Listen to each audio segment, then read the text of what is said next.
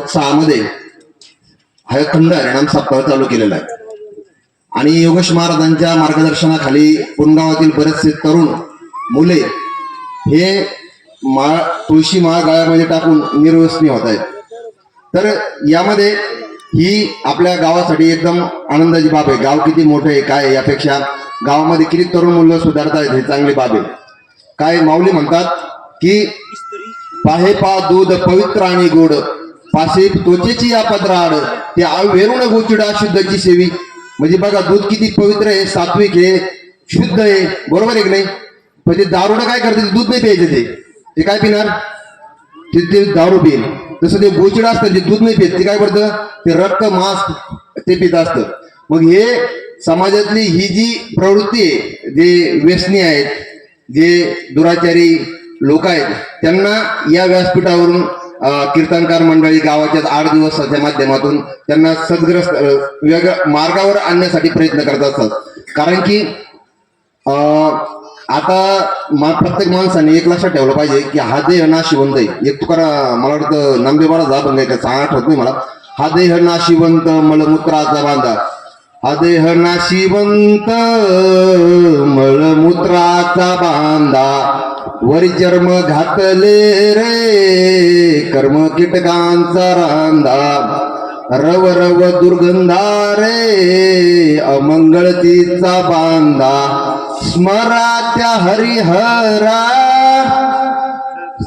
स्मरात्या हरिहरा भजाच्या गोविंदा. म्हणजे हा देह नाशिवंत आहे. आता तुकाराम महाराज पण म्हटलेले बघा, शरीर उत्तम, शरीर 2 ठिकाणी म्हटलंय. एक शरीर अविद्येचा बांधा म्हटलंय, शरीर अवगुणांचा रांधा म्हटलंय. आणि तरुण मुलांसाठी त्यांनी म्हटलं की बाबा शरीर किती पवित्र आहे, तुम्ही आम्हाला हे शरीर मिळलंय मनुष्य जन्मामध्ये, तर त्याचा आपण त्याचा योग्य वापर केला पाहिजे, सत्कार्यासाठी वापर केला पाहिजे. चांगलं शरीर मिळालंय आपल्याला. कारण की तरुण मुलांनी व्यसनामध्ये जर हे शरीर घातलं तर ते काही कामाचं नाही. मग तुकाराम महाराज म्हणते शरीर म्हणजे एक संपत्ती आपली. शरीर उत्तम चांगले शरीर सुखाचे घोसुले, शरीर साध्य होय केले शरीरे साधले परब्रह्म, शरीर उत्तम चांगले शरीर सुखाचे घोसले. कुणाकडे बंगला असेल, गाडी असेल, पैसा असेल, पण परमेश्वराला सांगितलं देवा तुम्हाला अशा कोळात घरात जन्माला घातलंय की मला चांगलं शरीर दिलंय, चांगले हात पाय डोळे सदृढ शरीर दिलंय. बघा काही दिव्यांग लोक आहेत त्यांना कोणाला हात येतं पाय नाही, पाय येतं, ते देवाकडे एकच अपेक्षा करतात, देवा की मला फक्त एक चांगलं शरीर द्यायचं रे, चांगल्या श्रीमंताचे पोटे घालूस तर मला फक्त चांगलं शरीर दिलं असतं तर मी आज सह्याद्रीच्या कड्यावर गेलो असतो, मी पाण्यात पोहलो असतो, मी असं केलं असतं. तसं आपल्याला मिळालं ना, आपल्याला किंमत नाही.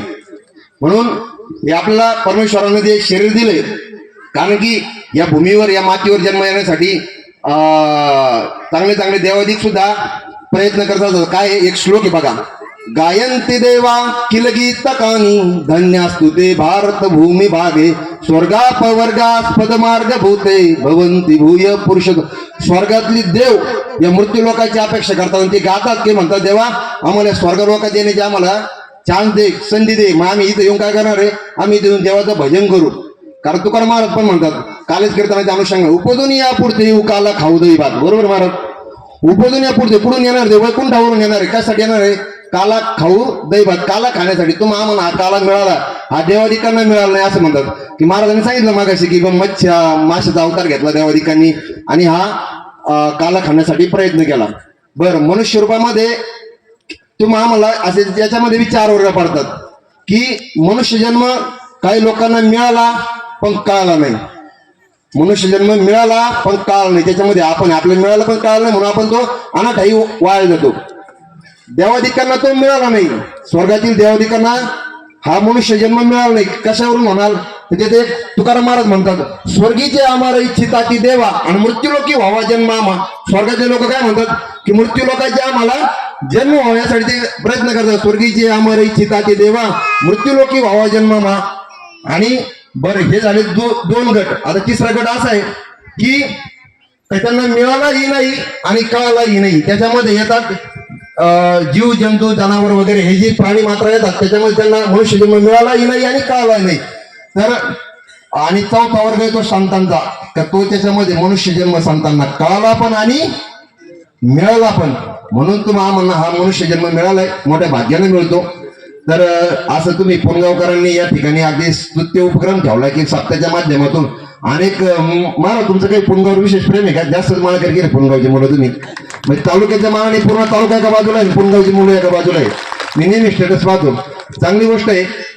पुणगावकर आहे, तुमच्यावर कृपा आहे योगेश महाराज पाटीलजी, की आम्ही दोघांनी ठरवलं होतं की 1008 माळकरी करू. आता माझी पण बदली 2 महिने साहेब. तर कारण की परिवर्तन संसार का नेहमी, पण जाताना आपली अशी ओळख असावी कुठेतरी की बाबा या माणसाने 2 लोक तरी, एखाद्या माता माऊलीचा मुलगा जर दारू पित असेल आणि तोही जर दारू सोडली आणि त्या मावशीच्या मात्या माऊलीच्या जर चेहऱ्यावर जे हसू राहतं ना, त्याच्यापेक्षा मोठं सुख नाही. आता इथं गण लोक आले, त्यांनी गण समाज सुधारण्याचा प्रयत्न केला, संतातिकापासून सर्वांनी ते प्रयत्न केला, परंतु हे काही लोक सुधारले असं नाही. कारण की ती प्रवृत्ती असते. कारण की ज्ञानेश्वरीत पण म्हटलेले की हे हे काम क्रोध विकार आहे ना, आता तुम्ही माळ टाकली का लगेच दुसऱ्या दिवशी तुम्हाला असं वाटतं त्यात लगेच रिद्धी सिद्धी प्राप्त व्हावं मुलामध्ये. अरे नाही बाबा, तिने आज कालच माळ टाकली, त्याला थोडीशी वेळ द्या, तो मग हळूहळू मग त्याच्यामध्ये सद्गुणांची वाढ होऊन जाईल. तुम्ही माळ टाकली, करे भाऊ तू माळ टाकली मग तू असं वागणं बरं नवं. अरे बाबा हो, काल माळ टाकली त्याने, त्याला वेळ लागेल. झाड लावलं तर त्याला फळायला वेळ लागतो का नाही सांगा बरं? हा, तुम्हाला वाटतं त्याचे सगळे अवगुण निघून जावा, त्याने लगेच संत पुरुष व्हायला दुसऱ्या दिवशी, असं नाहीये. हळूहळू त्यांनी जर माळा तुळशी माळा गळ्यामध्ये परिधान केली तर त्यांची दारू सुटेल, ते आई वडिलांना सांभाळतील, चांगल्या सद्गुणांची त्यांच्यामध्ये वाढ होऊन जाईल. जरी आज येणारे लोक सगळेच व्यसनी आहे आमच्या योगेश महाराजांकडे, असं नाही, चांगल्या लोकांनी पण माळा टाकल्यात ना.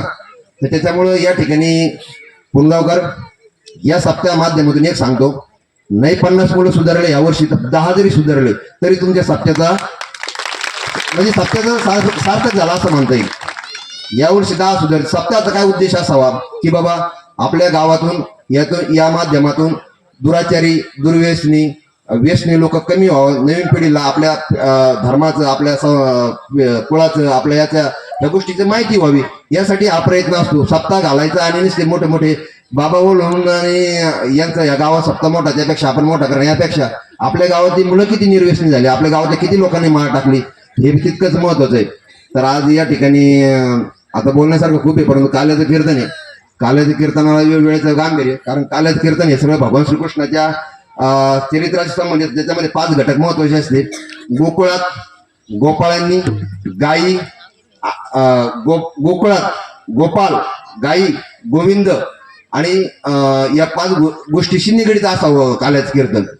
मग भगवान श्रीकृष्णांनी पण आता त्या भरपूर गवळणी, आता माझ्या तोंड पाडे, पण तुम्ही म्हणता कीर्तन का नाव आणला काय म्हणून मी माझं आवरण घेतो. नाही तर भगवान श्रीकृष्ण त्यावेळेस असं सवंगड्याला घेऊन जात असतात, त्यावेळेस म्हणतात की गड्यानो तुम्ही गायी घेऊन सारे गोपाळ रानात या, गड्यानो तुम्ही गायी घेऊन सारे गोपाळ रानात या, काना डवळी आली, काना पवळी आली, गायी गेल्या त्यावरच्या रानात, गड्यानो तुम्ही गायी घेऊन सारे गोपाळ रानात या, दही दूध काला, दही दूध काला, गोपाळांनी केला, गोपाळांनी केला, खेळ खेळती यमुना तीरा, गड्यानो तुम्ही गायी घेऊन सारे गोपाळ रानात या, एका जनार्दनी, एका जनार्दनी, गायी राखी तो चक्र पाणी, गायी राखी तो चक्र पाणी, गड्यानो तुम्ही गायी घेऊन सारे गोपाळ रानात या. बस का महाराज? ते मला भगवान कृष्णाचं, त्याच्यामुळे मी ज्ञानेश्वर विशेष प्रेम माझं भगवान श्रीकृष्ण सांगायला लागलं का मला वेळ पुरत नाही. तुम्ही मग पुढच्या वेळेस म्हणते याला बोलवलंच नको, जास्त टाइमपास करतो बरं का. मग भगवान कृष्णाचं सर्व चरित्र वगैरे, भगवान कृष्ण ज्ञान या ज्ञानेश्वरीमध्ये आम्हाला आपल्याला ज्ञान काय शिकायला भेटते सांगतो तुम्हाला मी. 3ऱ्या अध्यायामध्ये कर्मयोग सांगितलेलं आहे. तर त्याच्यामध्ये तुम्हाला सांगितलंय की बाबा तुम्ही ना, तुकाराम महाराज कसं होतं ते संसारिक होईल तुमच्या आमच्यासारखे, त्यांनी परमार्थ केला नाही का, केला ना तुकाराम महाराजांनी. तसं जो स्वधर्मात जो संडील, काळोताया तो दंडील, आणि चोरू म्हणील आणील सर्वस्व द्यायचे. आता तहसीलदार साहेब इथे, PSI इथे, आमचं काम आहे अगोदर आपल्या जनतेची सेवा करणं, आमचं काय त्याचे सरकारी काम आहे ते. तर ज्ञानेश्वर महाराज म्हणतात की जो स्वधर्म जर आमचं काम आहे तिकडे व्यवस्थित काम वगैरे करायचं आणि नंतर परमार्थ भाग आहे. आता आम्ही लयच छातीवर दगड ठेवून इथं आलेलो आहे, कारण की आम्हाला तिकडे बी काम पाहून यावं लागतं. म्हणजे स्वधर्माला पहिल्यांदा प्राधान्य द्या. जैसे जळ सांडे तर तक्षणी मरण मांडे तैसे स्वधर्म तेने विसरून देणे. जसं जळातून पाण्यातून जसा मासा बाहेर काढावा त्या पद्धतीनं तुमचं ते स्वधर्म तुमचं जे काम आहे त्या पद्धतीनं तुम्ही ते केलं पाहिजे. आता याच्यामध्ये सर्वात आव्हानात्मक काम आम्हाला असतात, तर मग आमची चिडचिड होऊन जाते कधी. असे राक्षस भेटते कधी कधी की त्याला माफ नाही. मग मला ते माऊलींचे ओळे आठवतात की माऊली म्हणतात की अगा स्वधर्म हा आपुला जरी का कठीण झाला हाची येर अनुष्ठीला भला देखील. आता माझं जे काम आहे ते खूप जरा कठीण आहे, वेळ येतं बा गांभीर्य नाही, काय नाही, कधी यायचं कधी जायचं कधी जेवायचं त्याचं काय हे वेळ नाही. तर त्याच्यामुळं माऊली सांगतात की बाबा जरी तुझं काम अवघड असेल अगा स्वधर्म हा आपुला जरी का कठीण झाला. अर्जुनाला सांगत असेल सांगतात जरी कठीण असला अवघड असला कठीण झाला तरी हाची येर अनुष्ठीला भला देखील. म्हणजे हा चांगला आहे हा भला आहे असं म्हणून तू स्वतःचं त्या स्वधर्माचं त्यातून नेमलेल्या कामाचं तू त्याच्यावर लक्ष केंद्रित करावं आणि त्याच्याच पद्धतीने तू वाग. म्हणू नको. आता कोणी शेतकरी असेल तर त्याने म्हणायचं नाही की बाबा आता हे जसं संकट येतात की आसमानी संकट असतात, कधी मालाचे भाव पडतात, या सगळ्या संकटांना तो मायबाप शेतकरी सहन करत असतो, त्याला परमेश्वर त्या दृष्टीनं ताकद देत असतो.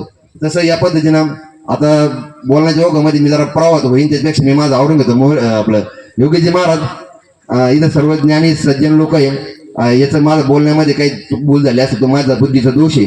काय आहे माऊली म्हणतात तसं लोहाचे कणक होय हे सामर्थ्य परिशीचे आहे.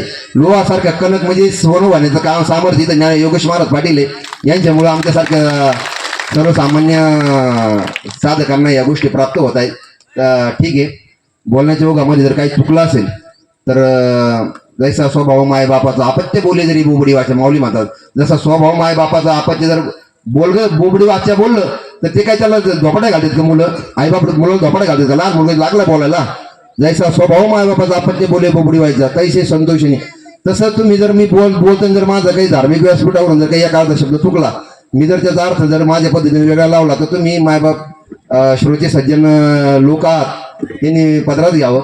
बोलण्याच्या ओघामध्ये काही चुकला तर माझा बुद्धीचा दोष असेल आणि जे काही चांगलं असेल ते माझ्यावर संत कृपाची काही थोडी फार कृपा झालेली असेल.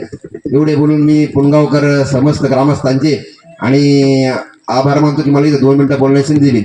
आणि पुन्हा एकदा तुम्हाला हाजून विनंती करतो जे नवीन माळकरी होते ना त्यांना डवचू नका, नाहीतर म्हणा तू लगेच त्याला तुम्हाला एका दिवसात राजे दुसऱ्या दिवसात त्यांना तुम्हाला संत होण्याची अपेक्षा व्यक्त करू नका त्यांच्याकडून. हळूहळू नवीन मुलं चूक भूल झाली त्यांच्या पदरात घेऊन टाका. ओके, चला जय हरी.